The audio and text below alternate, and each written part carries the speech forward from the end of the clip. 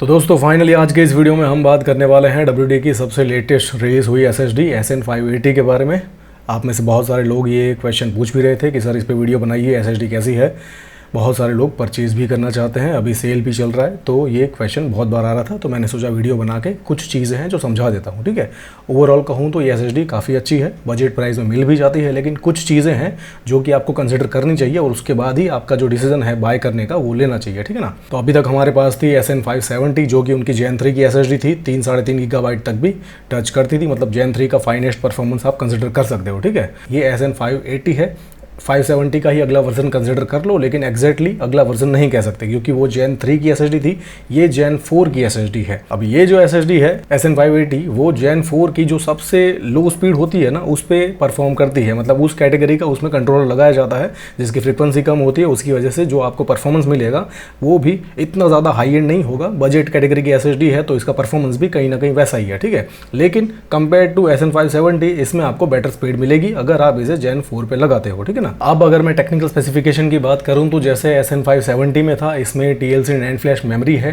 DRAM नहीं है, DRAM less SSD है, उसमें आपको HMB का सपोर्ट मिलेगा, होस्ट मेमोरी बफर। इस पे भी मैं वीडियो बना चुका हूं, नहीं पता है तो जाके देख लीजिए ताकि सारी चीजें आपको अच्छे समझ में आ जाए। और अगर मैं TBW रेटिंग की बात करूं तो इसका स्टैंडर्ड है जैसा 1 TB का होना चाहिए, 600 TB का आपको 1 TB में TBW रेटिंग मिलेगा। ठीक है, गलती से भी इसमें आप 2 TB की SSD परचेज मत करना, ऑलरेडी मैं वीडियो बना चुका हूँ, उसमें TBW रेटिंग डबल नहीं है, सिर्फ 900 है। ठीक है, तो इसमें 570 में और 580 में आपको 2 TB परचेज नहीं करनी है। अगर आपको 2 TB में जाना है तो मैं आपको रेकमेंड करूंगा कि SN770 के साथ जाइए, या P5 प्लस है उसके साथ जा सकते हो, KC3000 के साथ जा सकते हो, जो S70 ब्लेड है उसके साथ भी जा सकते हो, लेकिन इसका जो 2 TB वाला वेरिएंट है वो मैं आपको रेकमेंड नहीं करूंगा क्योंकि उसमें जो TBW रेटिंग है वो 900 ही है, 1200 नहीं है। ठीक है, तो इस चीज़ का खास ध्यान रखना। लेकिन अगर मैं 1 TB की बात करूँ, क्योंकि बहुत सारे लोग 1 TB की परचेज करते हैं, तो 1 TB में आपको 600 TB का TBW रेटिंग मिलेगा और आपको 5 साल की वारंटी मिलेगी। और अभी इंडिया में 5 से 5,500 के आसपास ये SSD आपको मिल जाती है। ठीक है, तो बजट वाइज स्पेसिफिकेशन वाइज काफ़ी अच्छी SSD है, आप अनडाउटेडली परचेज कर सकते हो और अपने सिस्टम में लगा सकते हो। अब ये है उसका क्रिस्टल डिस्मार्क का स्नैपशॉट।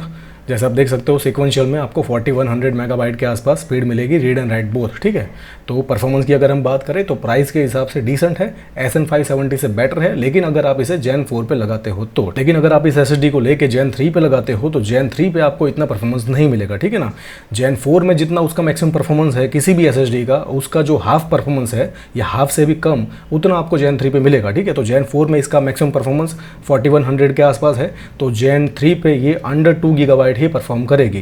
तो कोई भी Gen 3 वाला यूजर है या Gen 3 का मदरबोर्ड है, Gen 3 का लैपटॉप है, तो वो यूजर ये SSD लेके ये ना समझे कि मुझे Gen 4 पे 4 GB की स्पीड मिल जाती है तो Gen 3 पे तो 3-3.5 की मिल जाएगी। ठीक है, ऐसा नहीं होता, वहाँ पे आपको 2 GB या समटाइम 2 GB से भी अंडर स्पीड मिलेगी, जिसका आपको खास ध्यान रखना है। अब ये है इसका SLC कैशिंग का चार्ट जो कि बहुत बढ़िया है। SN570 में जो सबसे बड़ी कमी थी और पिछले वीडियोज में भी मैंने ये मेंशन किया है, उसमें जो SLC कैशिंग है वो बहुत कम मिलता था। ठीक है, 1 TB में सिर्फ 12 GB का SLC कैशिंग था और उसके बाद स्पीड ड्रॉप हो जाती थी।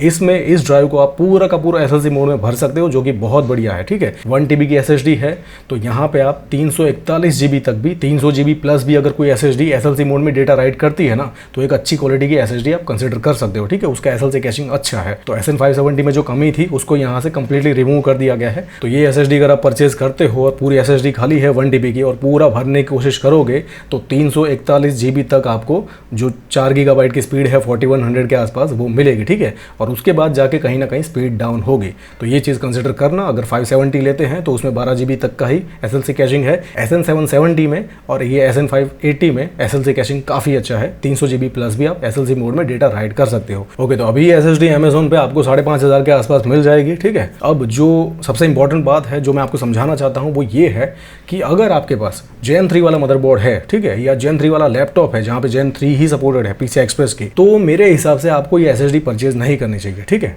अगर आपके पास Gen 3 वाला मदरबोर्ड है ना और इस SSD को आप परचेज करते हो तो जैसे मैंने कहा आपको 2 GB या समटाइम 2 GB से भी कम स्पीड मिलेगी। ठीक है, 4 GB की स्पीड जो है वो नहीं मिलेगी, वहाँ पे ये SSD बॉटलनेक होगी। उसके बजाय मैं आपको रेकमेंड करूंगा कि सैमसंग की 980 है जिसका 1 TB वाला मॉडल अभी आपको 5100 में मिल जाता है। ठीक है, उससे भी कम प्राइस में मिलती है, ये Gen 3 की SSD है। लेकिन अगर आपके पास Gen 3 वाला मदरबोर्ड है, Gen 3 वाला लैपटॉप है, उसमें आप इसको लगाते हो तो उसमें आपको पूरी स्पीड मिलेगी, 3.5 GB तक ही SSD परफॉर्म करेगी। वहीं पर ही अगर आप ये लेते हो और लगाते हो तो 2 गीगाबाइट की स्पीड मिलेगी, ठीक है। तो ज़्यादा पैसे दे के भी आपको स्पीड कम मिल रही है। ये मैं Gen 3 की बात कर रहा हूँ, ठीक है ना, Gen 3 वाले यूजर्स की। अगर आपके पास Gen 4 है तो डेफिनेटली इसके साथ जाइए। आप SN 770 के साथ भी जा सकते हो और भी जो हायर SSDs है उसके साथ भी जा सकते हो।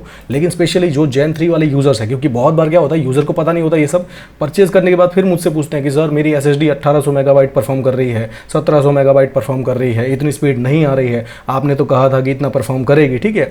प्रोडक्ट पेज पे भी लिखा होता है कि 4100, लेकिन अगर Gen 3 वाले मदरबोर्ड पे लगाओगे तो इतनी स्पीड नहीं मिलेगी। तो इस वीडियो का जो कंक्लूजन है वो ये है कि SSD बहुत बढ़िया है। अगर बजट में एक 1 टेराबाइट की Gen 4 वाली SSD आप परचेज करना चाहते हो तो कर सकते हो।